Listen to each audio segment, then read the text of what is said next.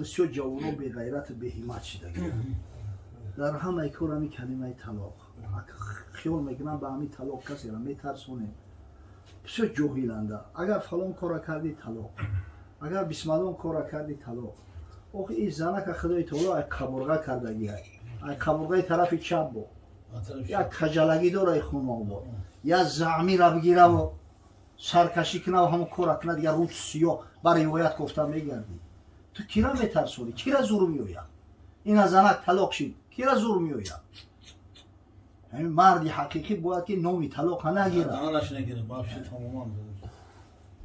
تزوجوا ولا تطلقوا فإن طلاق يهتز بالعرش حضرت میگه ها نکاح کنه طلاق نکنه این طلاق کلمه طلاق عرش خدا را میلرزونه با غضب مبتلا میشه اگر بیوجه بوجه هر سخنی اگر فلان کردی طلاق اگر فلان کردی طلاق همین خیلی طایفه مردم قدر عقل کامل نداره زنک هم میترسونی همون که همین بیچاره این زنک هم بسیار شیده است مهرش کم شیده است اگر هم زمانهای پیش میشید جرست ببرومد بدبخت مهر یافته و زن گرفتنده ولی نه در ایران و در افغانستان اینجا مهر وزبی نه مهری زنک شعبچود همش دادن نمیتونن عادتا ایسه یک حصه شمیتن ایسه ده حصه در زیمه شونه وقتی که زنک طلاق داد رزو میتا یا که گفته نمیشه مثلا زن مرد یا شوهر مرد اول ای مردش ده حصه را جدا میکنن حقی مهر زن میتن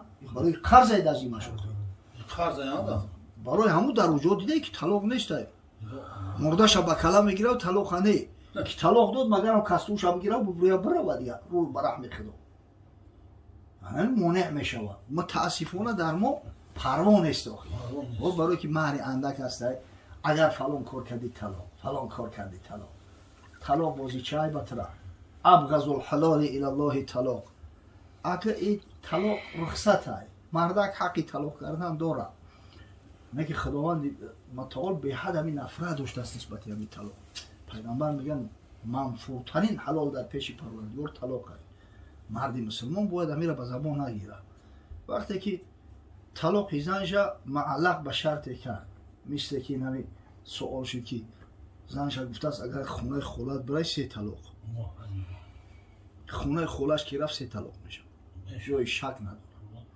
هیچ جای شک نداره وقتی شرط واقع شد زنک در نکاحش که باشه در ملکش باشه به شک شبه طلاق میشه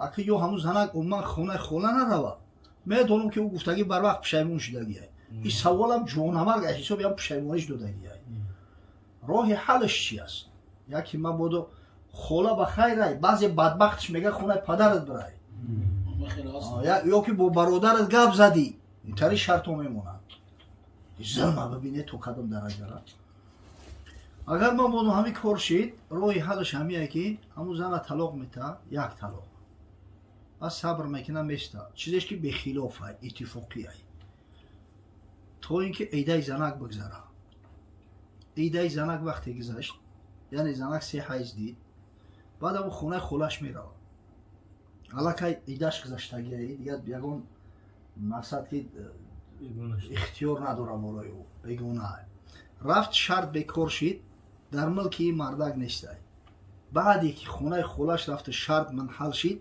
بعد ای سری نو نکاح میکنش باید طلاق خلاص میخوره نه که چی در دوری هم میگه میگوی این زن یک روی نه شگری چه وقت اختیاری طلاق زن در دست خودش دادی همین آزار که یافت یک عصبش خراب شد زنکای احساساتی هم میزنه میره و خونه خودش رود سیاه میمونی تو یک عالمی کلام گذاشتگی در تاریخ با نام سلیمان اعمش نمی زنش به احترامی میکرد از کم کم نسبتش حضرت یک وقت خونه میوید همین قکی گم میزنه جوابش نمیتده با قهرش میکنه حضرت بدبخت میگه اگر همین شفقتیم گم نزنی تو با من 3 طلاق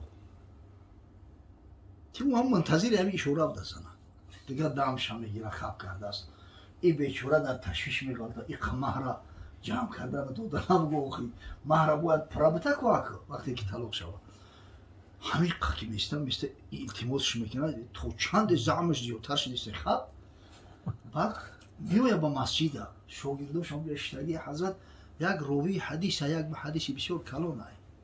این راوی بخاری و مسلم و صحیح سیتا اسلامی همش. بعد میگن میپرسنش حضرت استاد چی بخیر حضور بجوار میگن خیلی گفتم زنک بدبخت شاگرد دست دیگه دارم میزنه. بعد یا شاگردش گفت که حضرت جون آخه همین در همین شهر ابو حنیفه رحمه الله زندگی میکنه. آخه همین غرور و تکبر یاس پرتوی کاری را که فقیه میکنه محدث کردن نمیتونه. محدث با کاری خودش فقیه با کاری خودش. آخه تری مسائل چگیل فقها حل میکنن. حقیقتا محدثی که فقط به علم حدیث مشغوله همین درس فقه نگرفته است از این تعلیم نداره در همترین مشکلیات دیگه جواب گفته نمیتونه. ولی همین ابن الجوزی ابو الفرج ابن الجوزی یک کتاب داره با نام تلبیس ابلیس. همین حضرت نامی بزرگا را گرفتگی است. نامی همین محدثای کلان را گرفتگی است. او میگه یک فتوا میدادن که خر خنده بزا بوزی. از جمله یکش علی ابن داوود یک محدثی به حد کلان خیلی معروف است. میگه درس میگفت که از زنک خونه اومد. بعد میگه اومد که حضرت گفت من همین قسم خوردگیم که انا ایزور ما صدقه کنم. ایزور ما مقصد خیر کنم بتون. چیکار کنم؟ قسم حونیسی. بعد حضرت میگه ایزور چند دیرم ای؟ میگه 22 دیرم. میگه 22 روز روزه بگی. وقتی که زنک میگه میبره بعد میگه واه هیچ خیلی فتوای دادگیم بود. من ایرا فتوای زیهار دادم.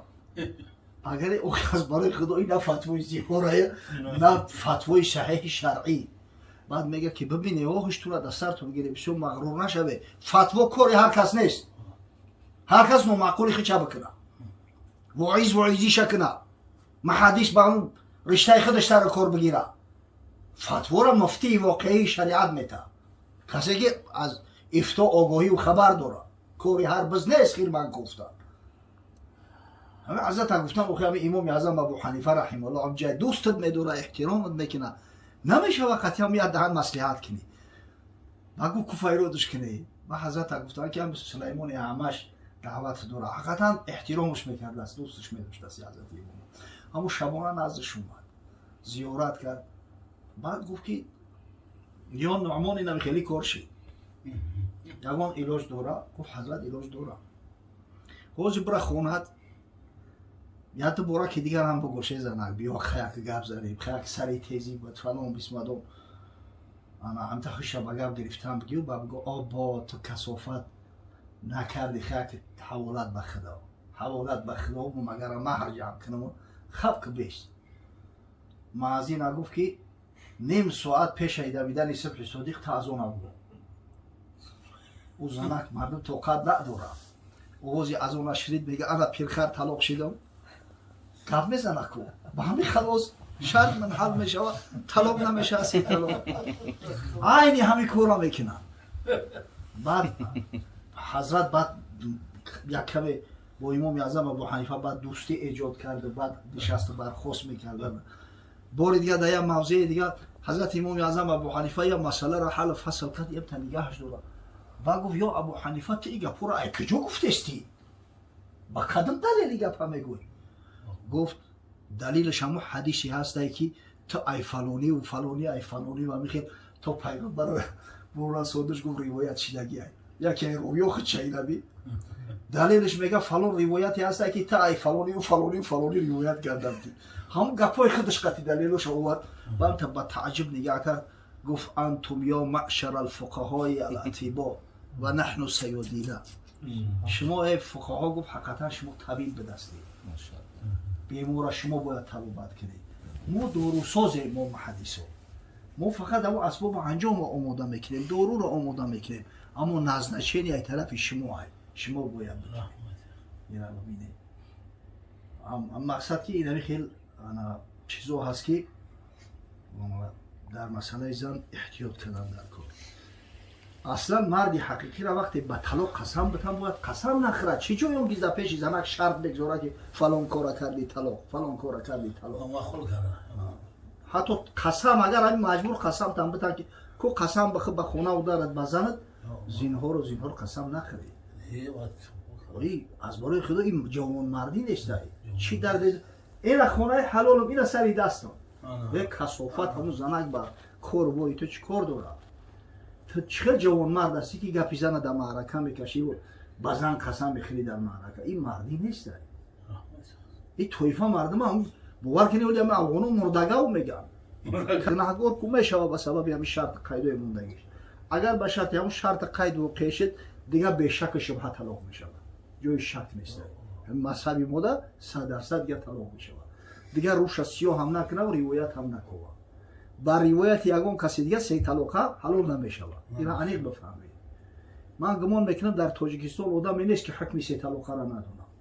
میگه بعد روشونه سفید میکنن، حیله و نیرنگ میکنن، میگردن. و چی در دوری؟ دهنی تای همون زبانه که نگه بدار گه نخور با احساسات عمل نمیکنه. مردی حقیقی با منطق عمل میکنه، با عقل عمل میکنه. اما زن احساساتی ایوخی سلام احساساتش قطعی عمل میکنه. و مرده که هر کرده بعد همی شرطی طلاق میمونه و ایمی زنکور هم کمتر ای درجه و منزلتش در پیش پروردگار. از زن کم بود، اون دل باشد که کم زیش کم بود.